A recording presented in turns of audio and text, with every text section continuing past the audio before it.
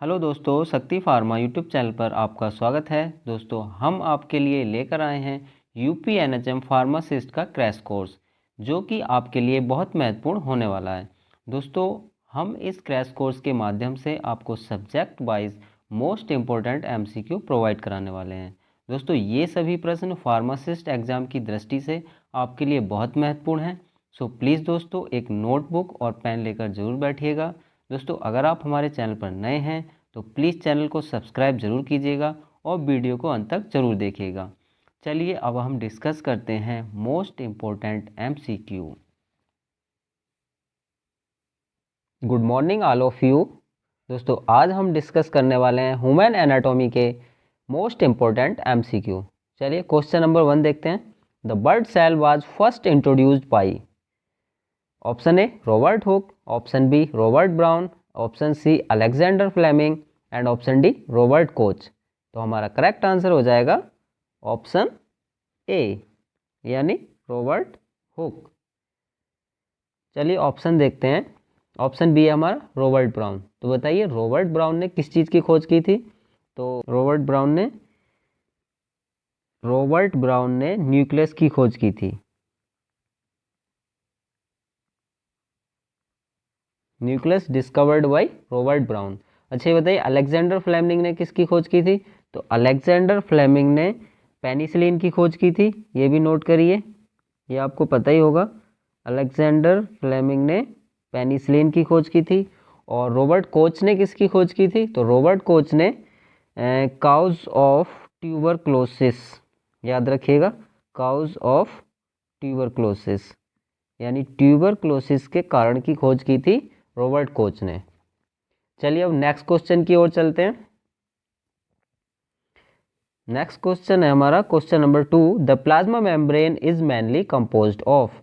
जो plasma membrane होती है वो किसकी बनी होती है? Option A protein, option B lipid, option C both protein and lipid and option D none of the above. तो हमारा जो करेक्ट आंसर रहेगा ऑप्शन सी, यानी बोथ प्रोटीन एंड लिपिड। तो जो प्लाज्मा मेम्ब्रेन होती है हमारी वो दोनों से मिलकर बनती है, यानी 50% उसमें प्रोटीन होता है और 50% लिपिड होता है, याद रखिएगा। तो plasma membrane is mainly composed of both protein and lipid. चलिए अब नेक्स्ट क्वेश्चन की ओर चलते हैं। नेक्स्ट क्वेश्चन है हमारा क्वेश्चन नंबर 3।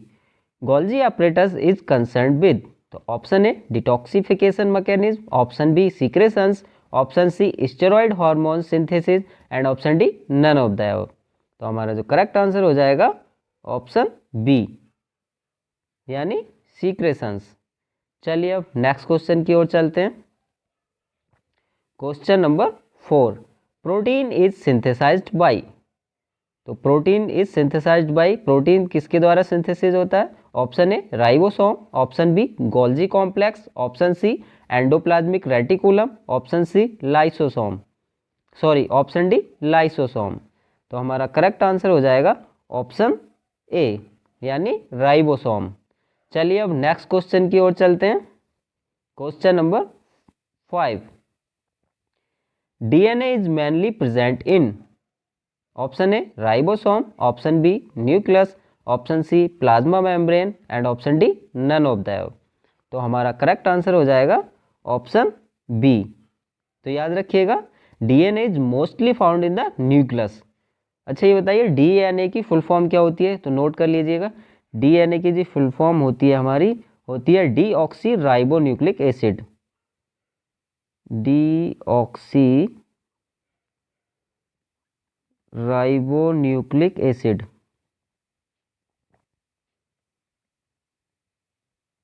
ठीक है, याद रखिएगा डीएनए की फुल फॉर्म होती है डीऑक्सी राइबोन्यूक्लिक एसिड, ये नोट कर लीजिएगा। हाँ, अच्छा ये बताइए आरएनए की फुल फॉर्म क्या होती है? तो आरएनए की फुल फॉर्म होती है राइबोन्यूक्लिक एसिड, ठीक है। अच्छा याद रखिएगा RNA mostly found in the cytoplasm. तो DNA is mainly present in nucleus, और आरएनए में क्या होता है याद रखिए आरएनए की फुल फॉर्म आपको पता ही है राइबोन्यूक्लिक एसिड, और RNA is mostly found in the cytoplasm, याद रखिएगा साइटोप्लाज्म। ये क्वेश्चन कई बार पूछा जाता है, ठीक है। तो DNA is mainly present in nucleus और RNA is mostly found in the cytoplasm. चलिए अब नेक्स्ट क्वेश्चन की ओर चलते हैं। नेक्स्ट क्वेश्चन है हमारा question number 6। Skin contain option A non keratinized stratified epithelium, option B keratinized stratified epithelium, option C है transitional epithelium and option D है नन ऑफ द अबव। तो हमारा जो करेक्ट आंसर होगा ऑप्शन बी, यानी keratinized stratified epithelium. ठीक है। अच्छा ये बताइए दोस्तों, जो स्किन होती है हमारी, स्किन की जो लेयर होती है कितने टाइप्स की होती हैं? तो स्किन की जो लेयर होती है वो हमारी 3 टाइप्स की होती हैं, याद रखिएगा 3 टाइप्स की। एक तो होती है हमारी स्किन की लेयर एपिडर्मिस, इंपॉर्टेंट है याद रखिएगा। एक लेयर होती है हमारी एपिडर्मिस, ठीक, और सेकंड लेयर होती है हमारी डर्मिस, ठीक, एंड थर्ड होती है हमारी हाइपोडर्मिस। नोट करते जाइए इसको, हाइपोडर्मिस। ठीक है, एपिडर्मिस, डर्मिस और हाइपोडर्मिस। जो डर्मिस लेयर होती है हमारी वो टॉप लेयर होती है, याद रखिएगा कौन सी लेयर होती है? Top layer. डर्मिस हमारी होती है टॉप लेयर, ठीक, और एपिडर्मिस होती है टॉप लेयर, और डर्मिस जो होती है वो होती है मिडिल लेयर। मिडिल लेयर कौन सी होती है? डर्मिस। और बॉटम लेयर कौन सी होती है? बॉटम लेयर, या जिसको हम फैटी लेयर भी कहते हैं। तो बॉटम लेयर होती है हमारी हाइपोडर्मिस। ठीक है, याद रखिएगा। एक बार रिपीट कर लेते हैं। तो जो हमारी the layer of tissue makeup of the skin, जो स्किन होती है हमारी 3 लेयर से मिलकर बनती है। पहली होती है top layer epidermis, second middle layer dermis, and third bottom और फैटी लेयर होती है हाइपोडर्मिस। ठीक है, याद रखिएगा। चलिए अब नेक्स्ट क्वेश्चन की ओर चलते हैं।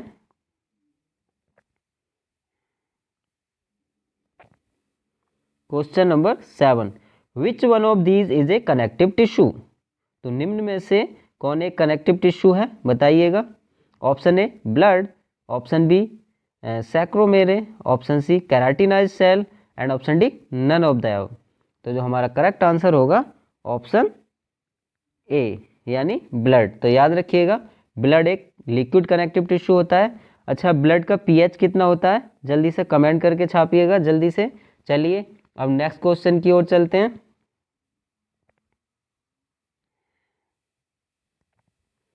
Question number 8, mast cell are responsible for release of? Option A serotonin, option B keratin, option C fatty acid, and option D none of the above. तो जो हमारा करेक्ट आंसर हो जाएगा ऑप्शन ए। ठीक है, तो mast cell are responsible for release of serotonin. चलिए अब नेक्स्ट क्वेश्चन की ओर चलते हैं। Question number 9, the tissue responsible for elasticity and tensile strength is? तो option A adipose tissue, option B areolar tissue, option C fibrous tissue, and option D epithelial tissue. तो जो हमारा करेक्ट आंसर हो जाएगा ऑप्शन बी, यानी areolar tissue. चलिए अब next question की ओर चलते हैं। Question number 10, myoglobin is present in?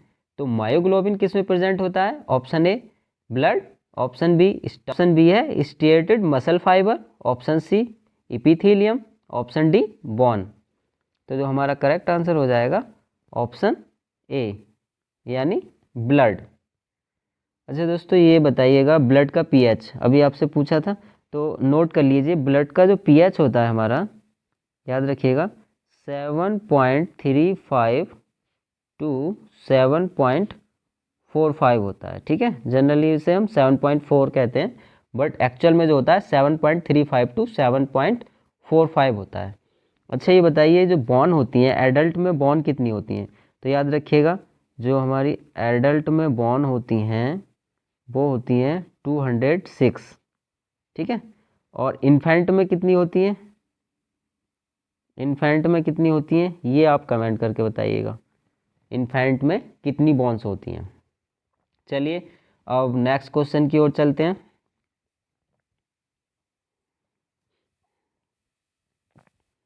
Question number 11, rhythmicity is a property of, option A cardiac muscle, option B nervous tissue, option C voluntary muscle and option D globular cell.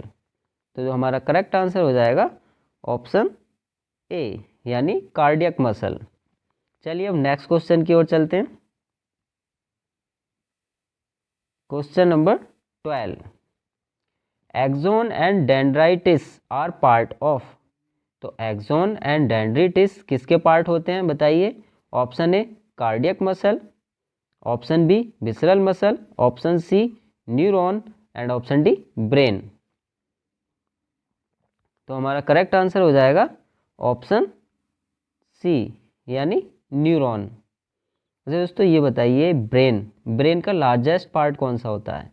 तो brain का जो largest part है वो आप बताइएगा क्या होता है। लार्जेस्ट पार्ट ब्रेन का कौन सा होता है।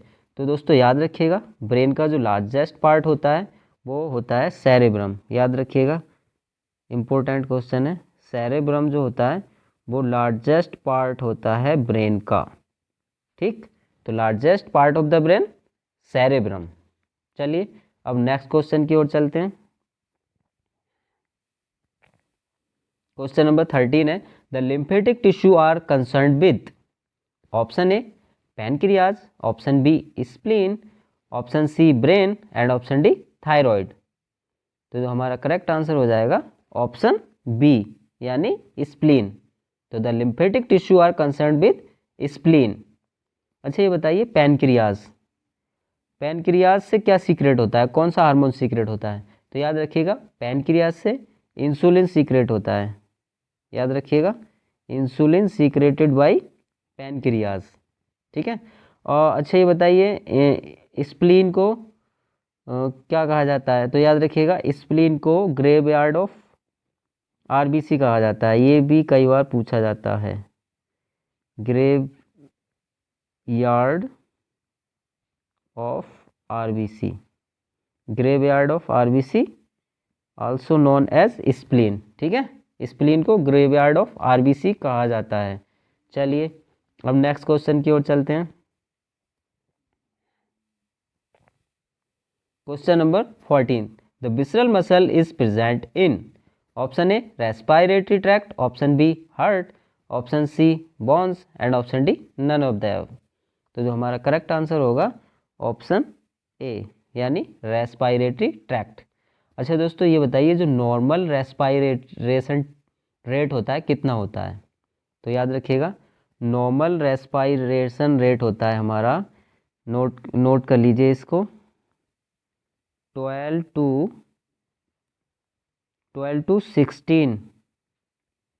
to 16 ब्रीथ्स पर मिनट। ठीक, याद रखिएगा यानी नॉर्मल रेस्पिरेशन रेट होता है 12 to 16 ब्रीथ्स पर मिनट, यानी एक मिनट में 12 से 16 ब्रीथ्स नॉर्मल रेस्पिरेटरी रेट होती हैं। ठीक है, याद रखिएगा। चलिए अब नेक्स्ट क्वेश्चन की ओर चलते हैं।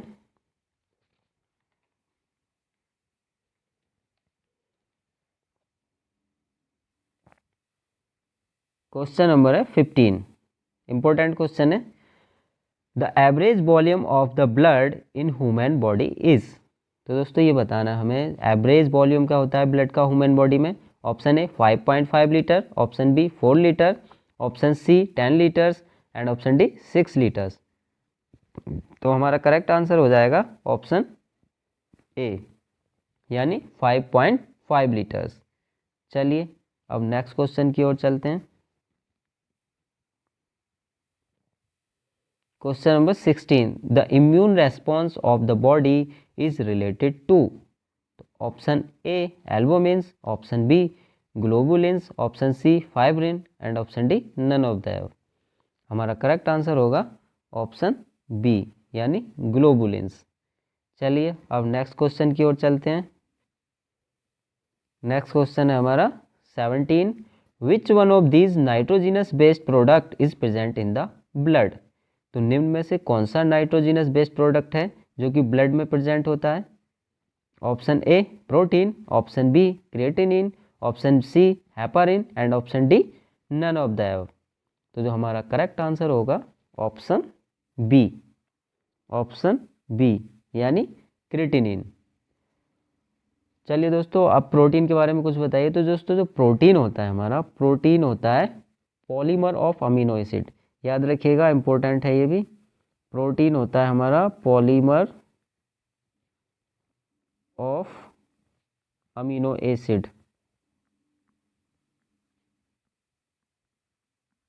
ठीक, तो protein polymer of amino acid होता है, याद रखिएगा। हेपेरिन क्या होता है? हेपेरिन होता है हमारा एंटीकोगुलेंट, ये भी याद रखिएगा।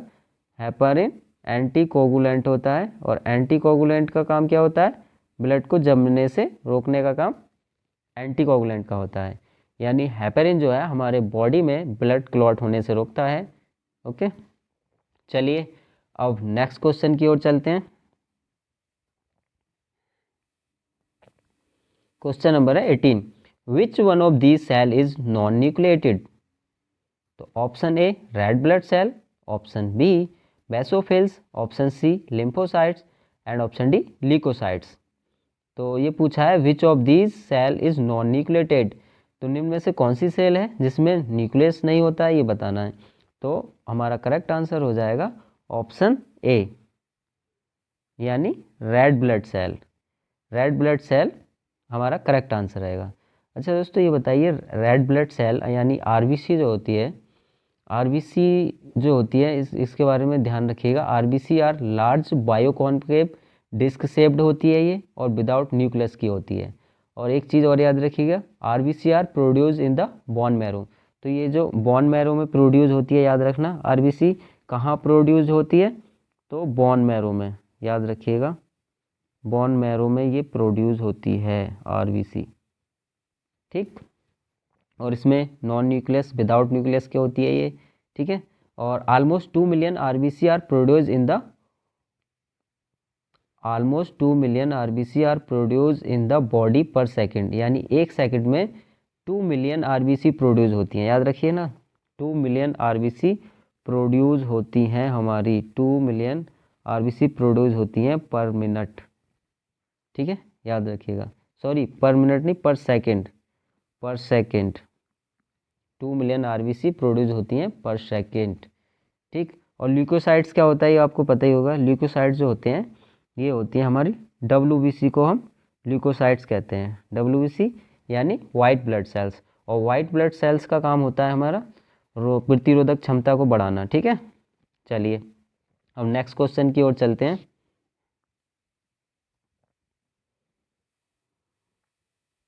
Question number 19, the normal erythrocytes count is.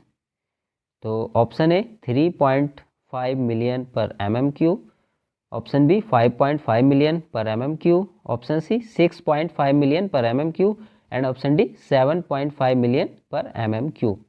तो हमारा जो करेक्ट आंसर हो जाएगा ऑप्शन बी यानी 5.5 मिलियन पर mm3। ठीक है, अच्छा ये बताइए इरिथ्रोसाइट्स किसको कहते हैं? तो याद रखिएगा जो इरिथ्रोसाइट्स मतलब आरबीसी, आरबीसी को ही हम इरिथ्रोसाइट्स भी कहते हैं।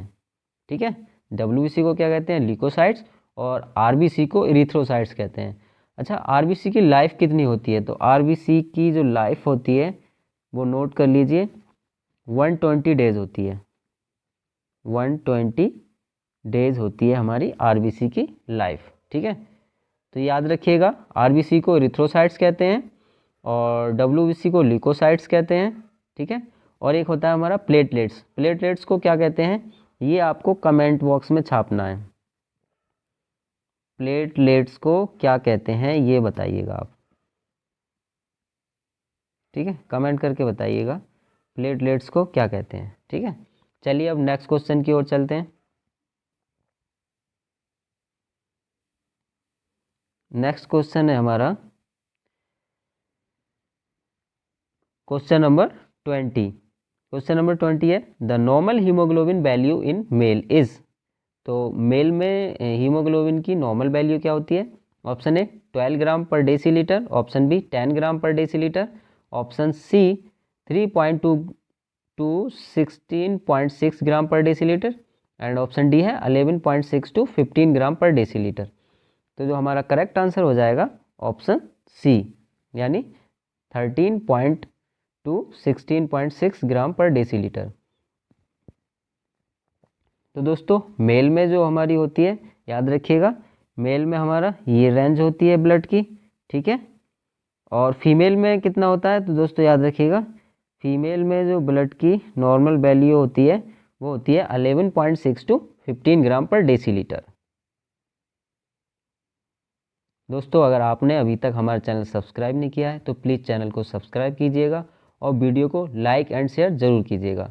दोस्तों कमेंट ज़रूर कीजिएगा आप आज की क्लास कैसी लगी और नेक्स्ट वीडियो आप किस टॉपिक पर चाहते हैं या किस सब्जेक्ट पर चाहते हैं, प्लीज़ कमेंट करके ज़रूर बताइएगा। Thank you for watching.